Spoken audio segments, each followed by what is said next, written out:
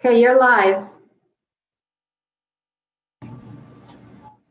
Hi, good afternoon. My name is Phil Fulton. I'm the school superintendent here in Warwick, Rhode Island. Here today for your Zoom informational session with Tollgate High School and distance learning.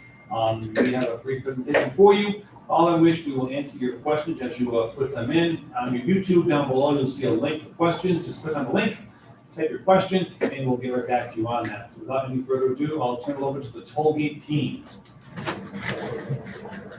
Hello, I'm John Livesey. I'm Assistant Principal of Teaching and Learning. I'm joined with Todd Grimes and Tim Kane, also our other assistant principals.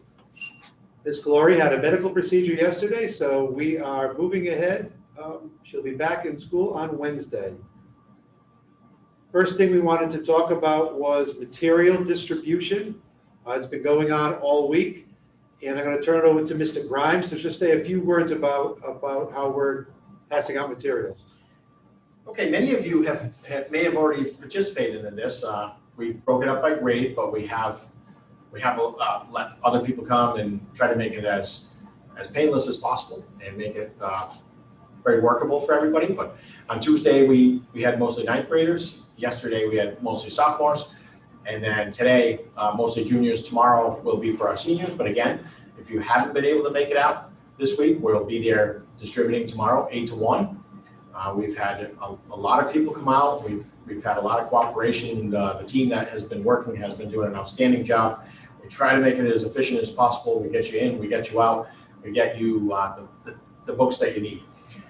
Some of the things that do come up though is people will sometimes leave and then think, well, I must not have got that book because I don't have a math book or I don't have a specific science book.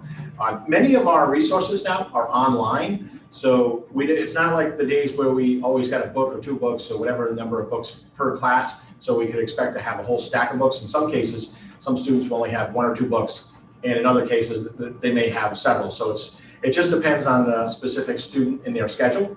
We have the schedules there, so we cross-reference the schedules.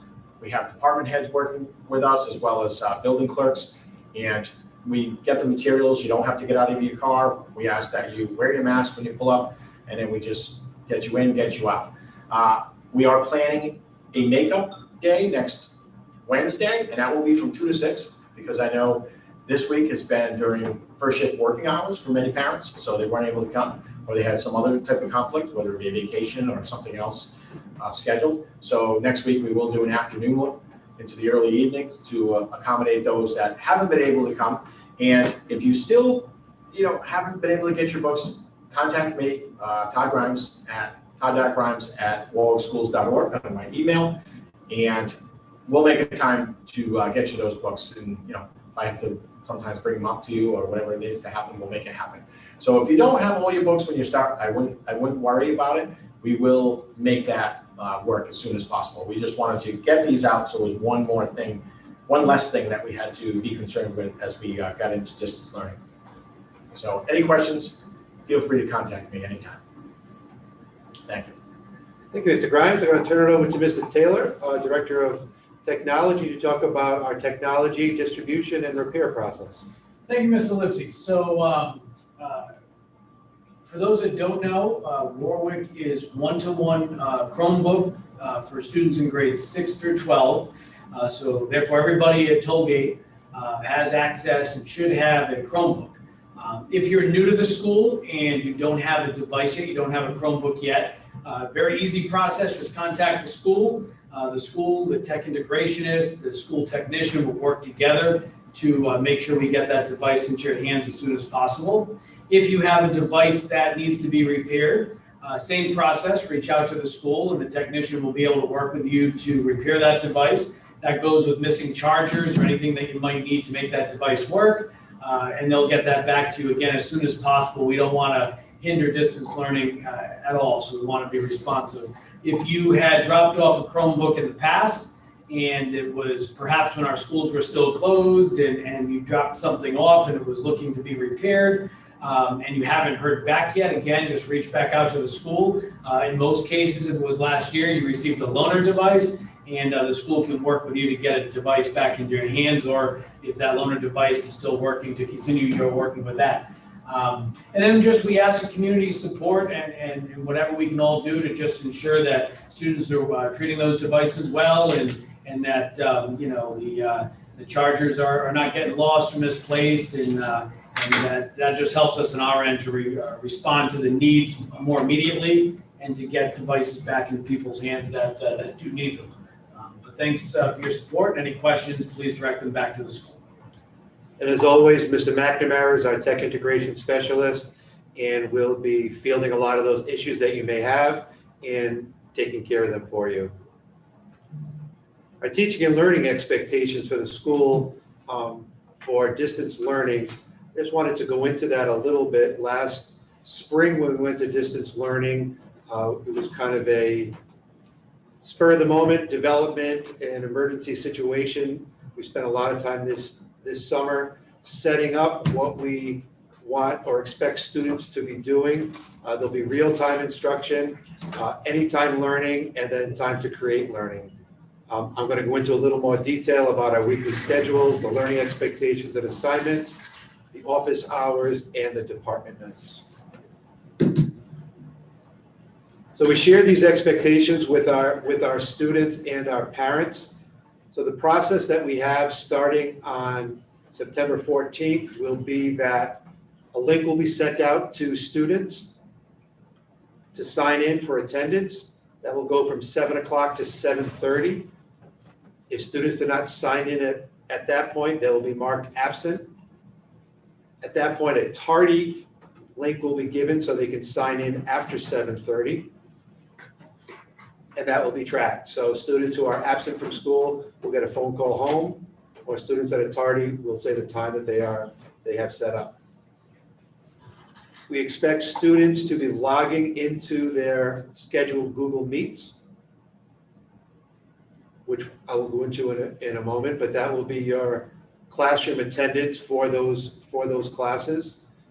Teachers will already be setting up office hours for specific classes, so a student can connect with their teacher during that office hour, and it's also weekly department notes that they'll be going through.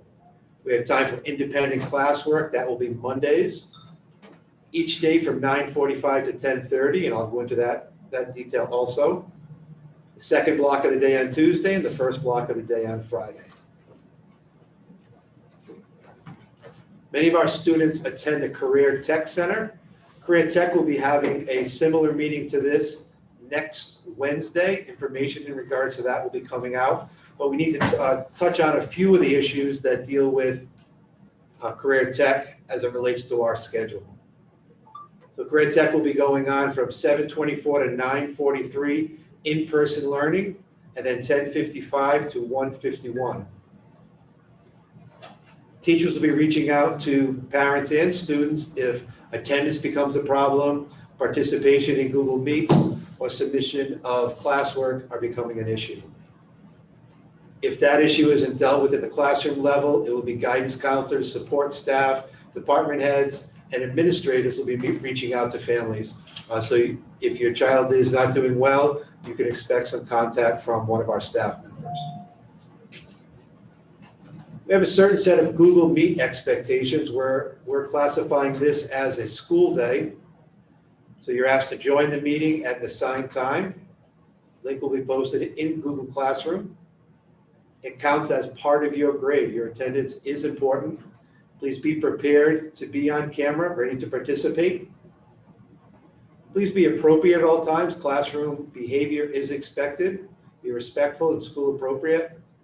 Be dressed as you would for school. We don't want students in their pajamas or in their beds. We'd rather have you at a table or somewhere in your house that's acceptable.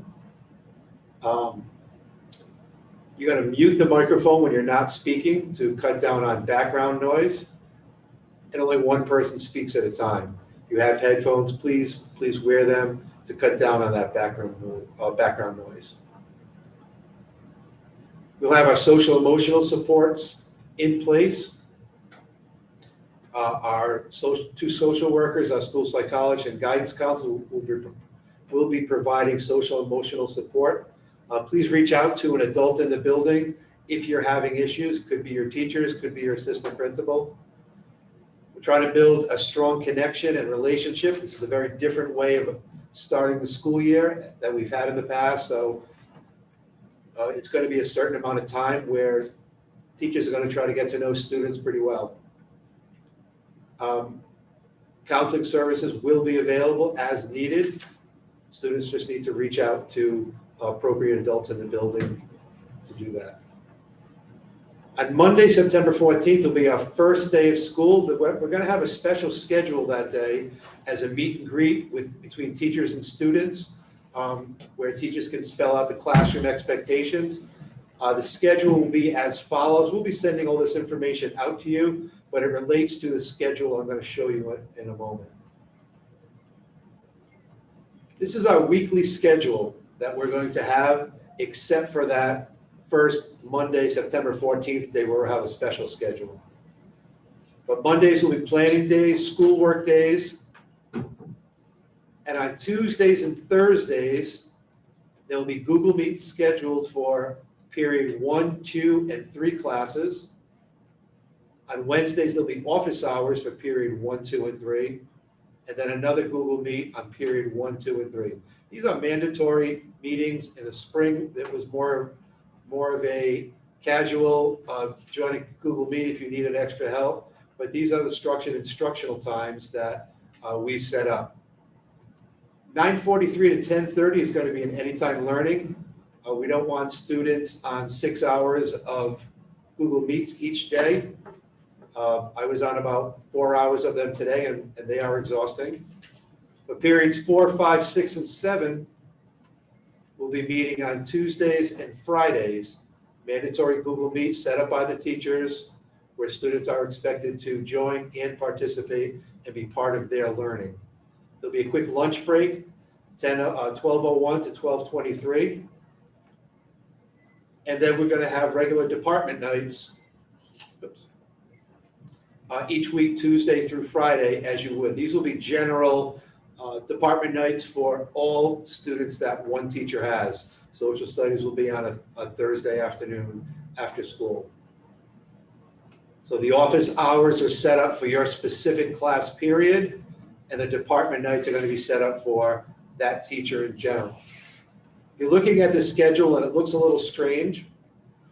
It's because many of our students attend the Career Tech Center, and they'll be doing in-person learning.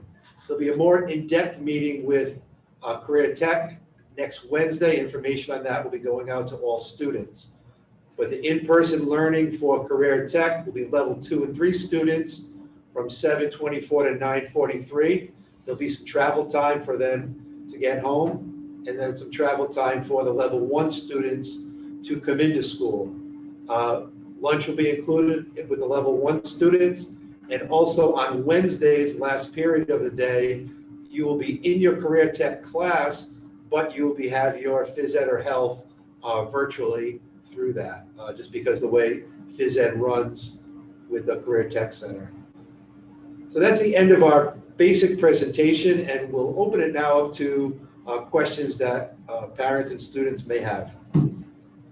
Okay, we've got a couple questions coming in. The first question, and you touched on it a little bit on September 14th, are all grades starting on September 14th? All grades will be starting on September 14th.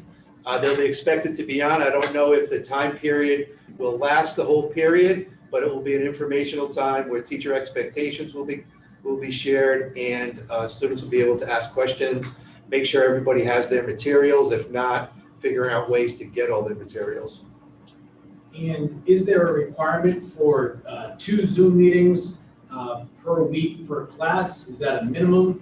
And will the schedule rotate with Mondays being off?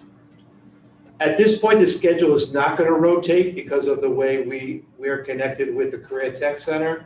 We're going to look into that as the first quarter goes on. Maybe at mid-quarter, we may do a little bit of rotation in the schedule, but we'd like to get students in the routine. So if you have English period 1, you know at 7:24 on Tuesdays and Thursdays mornings, you will have that teacher and that Google Meet. And so a question just into our thinking about this type of schedule and the concern that sometimes independent class time may not work for all students. And so how do you kind of resolve that with your schedule and trying to help the kids out? We're going to be looking at student participation throughout the first couple of weeks of school. And as I said, after a teacher reaches out to students and families, the next level, we call it multi-tiered system of support, is that the department heads would reach out if it's a student having issues in a specific class. If they're having issues across the board, it will go to guidance counselors, and then our social workers, school psychologist, or school administrator. Okay, and I think Dr. Conley's on with us. We've got a couple questions, Dr. Conley, about IEP students with IEP, students with 504s. What can families expect for the IEPs and 504s to be followed? If they have questions, who do they go to? Can you talk a little bit about that? Sure. Just to, we have two categories of students with IEPs right now. We have students who are in our severe and profound, most significant special education classrooms who are eligible to attend in-person school at VETS, and we certainly encourage families to take advantage of that opportunity if they are comfortable doing so. They should have filled out by now a survey accordingly. If they have not, they can certainly contact my office to let us know that they'd like to come. For students who get resource services or are in co-taught classrooms, because their placement is in a general education classroom, like the remainder of Tollgate, they will be doing distance learning and will get their services from their special education teacher virtually. It's my expectation that, like we do in real life school and virtual school, that the special educators working with the gen ed teacher, making sure that the curriculum is modified, making sure that accommodations are being provided, that IEP goals and objectives are being addressed, giving the students support in the gen ed classroom. Similarly, we'll be having annual IEP meetings. We will be starting 504 meetings. Those will all take place virtually. So it should look pretty consistent with what happened in the spring and the whole process. The laws haven't changed, so it should be pretty consistent with what would happen in an ordinary school year, just everything shifted to being virtual. If a parent of a student with an IEP or 504 has a question or a concern, certainly they should contact their special education teacher or guidance counselor. If they need to, we can always have a meeting. I have been cautioning folks, please, to keep in mind that we have 1,500 students with IEPs and approximately 500 students with 504s in the district. And if everybody wants to have a meeting in the month of September, it's going to be very difficult for us to schedule that. So certainly reach out to your special ed case manager or guidance counselor. Hopefully they can resolve any issues or concerns you have. But if you need to have a meeting, we can certainly do so. Thank you, Dr. Conley. And also, we have a few questions. There are some programs that are opening up at VETS Middle School. How do parents know if it's their child going to VETS or not their child going to VETS? So if your student is in the alternate assessment classroom, the most severe and profound classrooms, the IASE classroom, intensive academic special ed classroom, or our social emotional support classrooms, IES and SES, those students are eligible. You would know if your child spends the majority of the day in the special education classroom. If your child spends the majority of the day in the gen ed classroom and they get, pull out help with English, or they have a special educator scheduled into the gen ed classroom, those are the students who are not eligible to attend VETS at this time. If you're still not certain, you could absolutely reach out to your special ed teacher. You could ask your guidance counselor. You can contact my office and we can check for you. Great, thank you. And so we're another question back to September 14th. Is that an optional day or is that a required first day? That's a required first day where we want students to get off to a good start. so they can hit the ground running on, for the rest of that school week, so that we can get the initial, I don't know, fundamentals over with and get kids settled. We want to be able to get kids materials and kind of know what the teacher expectations are for the students in the class. And then those Mondays after, are those Mondays free days? Do they have to check in on Monday? Are there things they have to do on the Mondays? We're asking students to sign in between 7 and 7:30 for attendance purposes. And if they're tardy, also fill out that tardy form. But it is a school day, and the way teachers will be setting up expectations and work, that'll be a day for them to be doing their schoolwork. And schedule changes, if there's a student or a family that's seeking a different schedule change, or they notice a hole in their schedule, is there a process for that they should reach out? Yep, they're going to be contacting their guidance counselor. I believe that information already went out to parents in regards to who the student's guidance counselor will be. Most of upperclassmen know this, freshmen may not. They can always contact the guidance office at Tollgate. Secretary Mrs. Hubbard is there and can field or direct questions to the appropriate guidance counselor. And if they've done that already, then that schedule change will be done by September 14th? That's what we're hoping. Most changes will be done by the 14th. Teachers officially come back tomorrow, and they're going to be hitting the ground running with making any of those changes. Some of the guidance counselors have already been in contact with students, with myself, and with the guidance department head to make those changes. Okay. And the Google Meets, they're required for students to sign on. Are the office hours required as well? The office hours are for students to get extra help in that class. If they miss something, don't understand something, we're encouraging ninth graders especially to log on to that with the teacher or reach out to the teacher, however the teacher is setting it up, and get clarification on maybe material that they don't understand. We're very concerned about our incoming ninth graders. We want them to be successful, and this is the opportunity for them to specifically get help with their teacher during that class period, as opposed to a department night, which would be more general. And a couple questions about our CTC program. I know we mentioned we have a meeting next week that's going to be dedicated to students that are in the career and tech programs, but a few have popped up here. Is the ninth grade CTC exploratory elective still being offered? If so, how is that going to work? If not, is there something in its place? That's an excellent question, and we've been getting some emails in regards to that. Parents have been directed to Mr. Kelly, who is the department head at the Career Tech Center, and he can explain what will be happening during the exploratories. What we hope to happen is that students will rotate through the program or get a feel for what each of the programs are. That's why we developed the exploratory program. We started out with about 40 students. At this point, we have over half of our freshman class are in this exploratory class.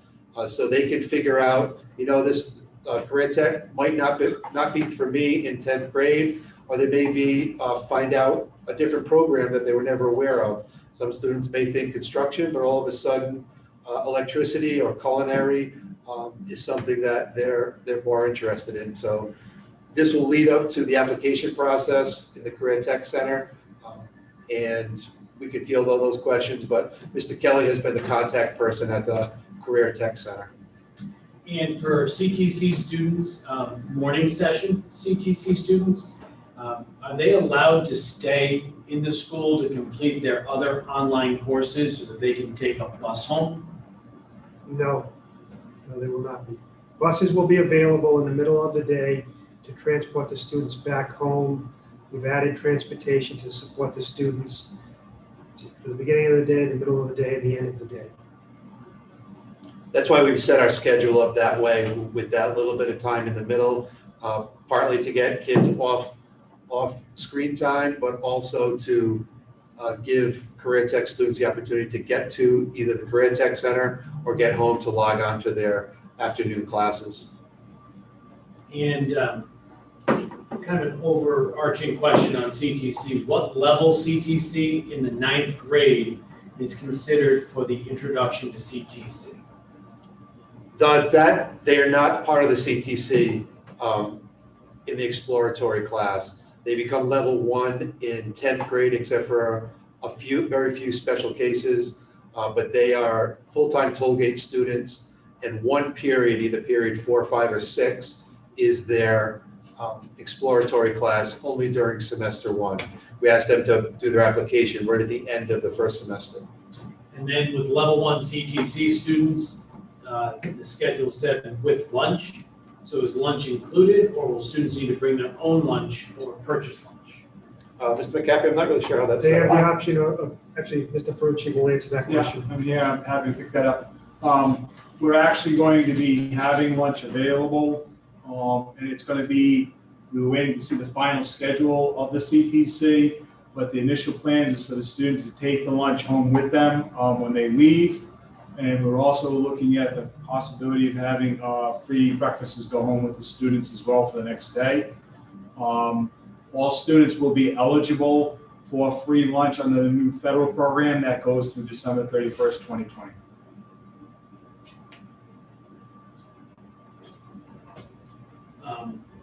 A teaching and learning question popped up. What are the guidelines on how much work can be assigned and when teachers have to post that work? And also from the student side of it, expectations for the amount of time they should be doing work. Yeah, we sent a lot of surveys out last June to parents, to teachers, to students, and we took a lot of time over the summer discussing those results. Somewhere in the middle, there is a good balance of what the expectations are for each of our students.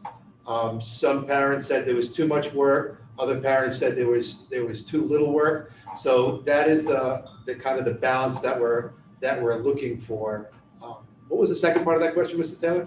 So the second part was the expectations they can expect from how much work from teachers, and then how much work from the student side of it should they be putting in. Yeah, so currently we're working on a weekly overview that teachers will be sending out each Monday to students through Google Classroom, and we're trying to figure out the way to best send it out to parents, so parents will be aware of what the expectations are. Parents can also sign into their through their students account in Google Classroom to see what due dates are coming up, what is expected of them with assignments for the week, the due dates for those assignments, when tests are coming up. So we're hoping to have some more consistency with that. That was one of the trends that we got in our surveys, was the inconsistencies for sending out information of what's expected of them each week, and then what the mode of sending out. Some of the students were overwhelmed by the emails that they were getting, so we're trying to use Google Classroom as the main hub for getting that information. And accessing extra help. So it sounds like a lot of the Google Meets are dedicated to instruction. And what about if they need additional help with homework, with questions? I know you mentioned office hours. Is that the same as department nights, different than department nights? The office hours are set up so that like the 24 students in that specific English 1 class, for example, would have a dedicated office hour with that teacher each week. We set up that period for that. There's also a weekly department night, and there's also students can reach out to their teacher through email saying, I don't understand this, could you please help me out? So there are different ways of doing that. If students are getting overly frustrated across the board in their classes, they should reach out to their guidance counselor just to express their concerns. Parents can do that also. And a question from a student, and thanks to the students for tuning in. Will we have homework in addition to the work during school hours? Or will it just be the unfinished work that we didn't get to during the school hours that we'll need to do outside of the school hours? So the way we set the schedule up is that there is time during the day, especially Mondays, and then if they're not logging into the office hours, there is time available for that. Depending on the class that they have, there will be work. We're looking to have students completing probably 4 or 5 hours of work during the week, which includes that Google Classroom time. And so you mentioned Google Classroom, great segue. When can students expect to get codes to access these Google Classrooms? They'll be coming up soon. Teachers will be sending information out as they're coming back to school. They're coming back tomorrow for a teacher orientation day, but we have some days next week where they'll be setting that up, and hopefully we'll have that all squared away for the beginning of school on the 14th. We had a question earlier on from a parent asking what guidance we could give about helping or giving parents access to their children's Google Classroom. How do they know what's going on in Google Classroom? That's a question we're working on right now. Parents can always ask their child, what's your login, and can I please check out what you've accomplished, what you've done. We're really looking for parent involvement in this distance learning process. We don't want students to get behind. We'd much rather have students in our classrooms working like we normally do, but it is the situation that we're in. We're looking for ways, the most efficient way for teachers to be able to send out information on Mondays through Aspen in regards to what the weekly work will be for that specific class. So we're going to be working on that the next few days before school starts. And we're going to shift over to SATs. There's a question about a student who was supposed to take SATs in April. Is there a rescheduled date for SATs? What do SATs look like moving forward?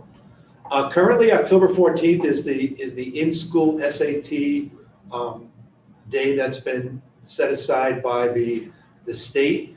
We've formed a committee to look into how that's going to happen and what the process is going to be. So details will be forthcoming on that. And jumping off of SATs, just in regards to college planning, what is the plan for assisting our seniors, the class of 2021, over the next couple of months to help guide them with college planning process? And obviously that's applications, financial aid, and SATs. Yep, guidance councils will be working on that part of it, as they always do. But also Ms. Shields, who is our graduation by proficiency coordinator, will be working directly with seniors. And you mentioned guidance, so this may drop into that category as well. But as we're talking, if there's interest in freshmen in that exploratory program, how do they go about accessing that now that they may have heard more about it? Yep, they're going to contact their guidance counselor, and we can figure out how, if and how we can get that into their schedule.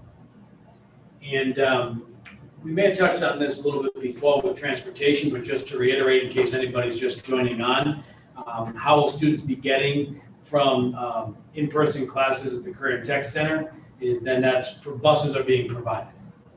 So I think they're going to go into that segment of it in detail at the Career Tech Zoom meeting next Wednesday. And there'll be a transportation bus schedule provided so folks know where to go. That's correct. Are teachers going to be in the building teaching? Or are they going to be teaching from home? Where are they streaming from?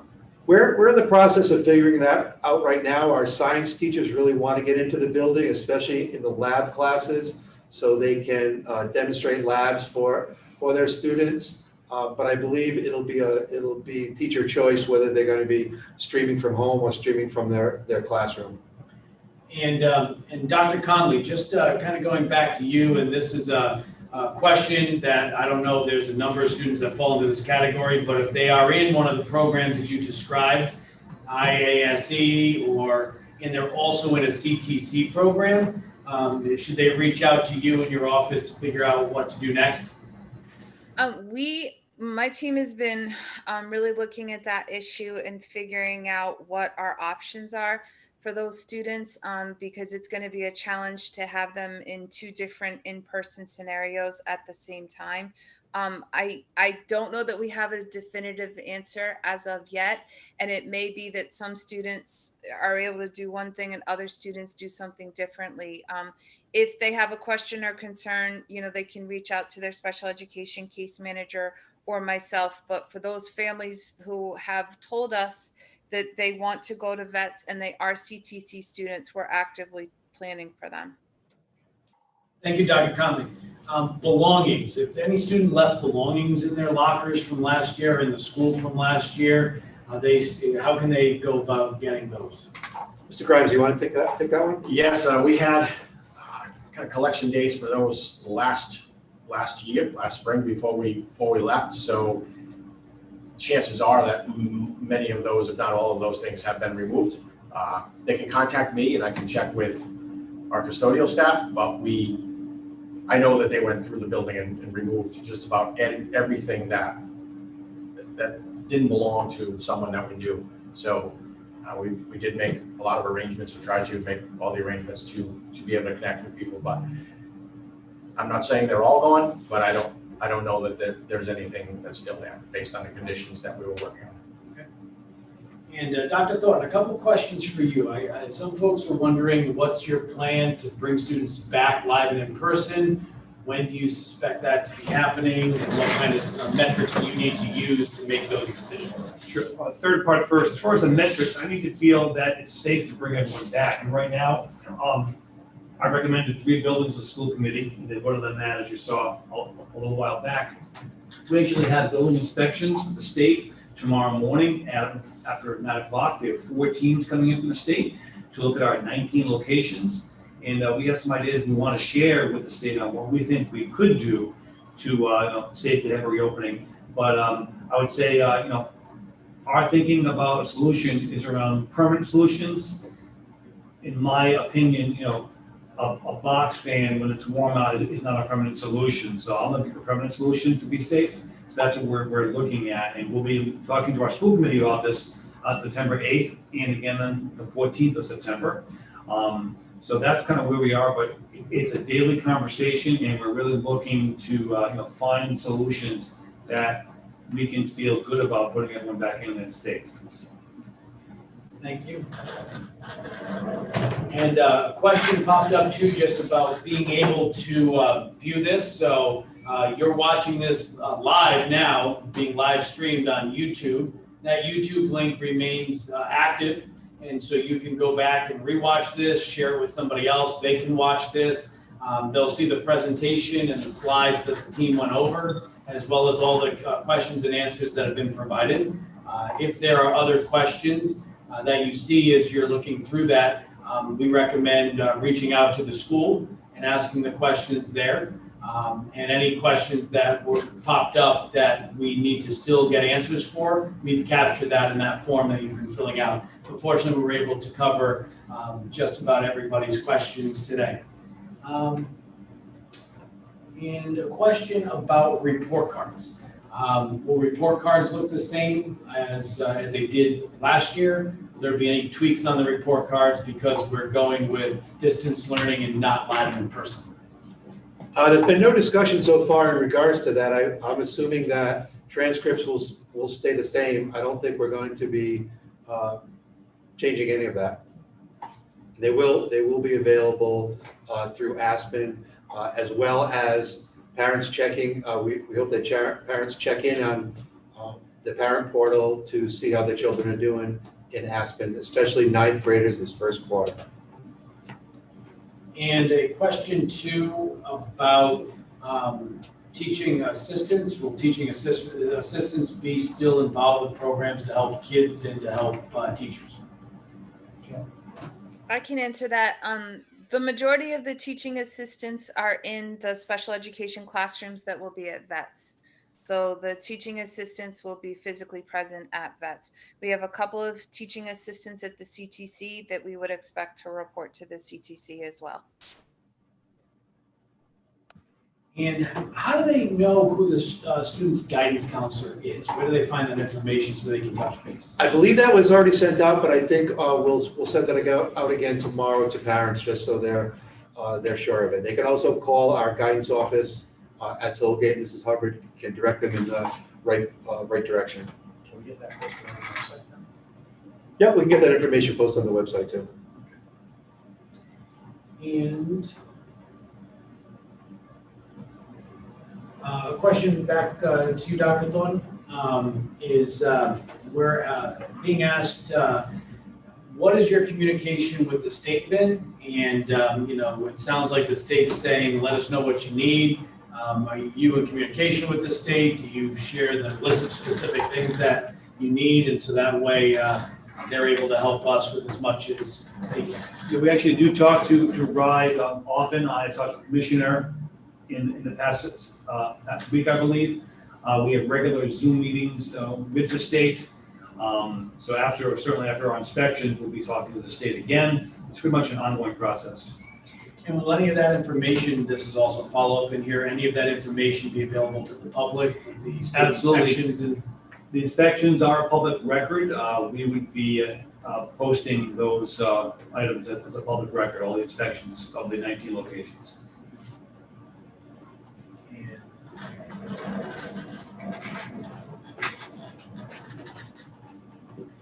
And that looks to be all the questions.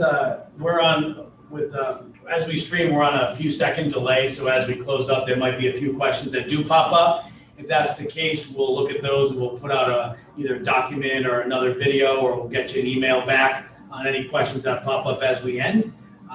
So I just want to thank everybody for tuning in and all the thoughtful questions. Thank you to the team at Tollgate for a great job, and have a good day. Thank you. Just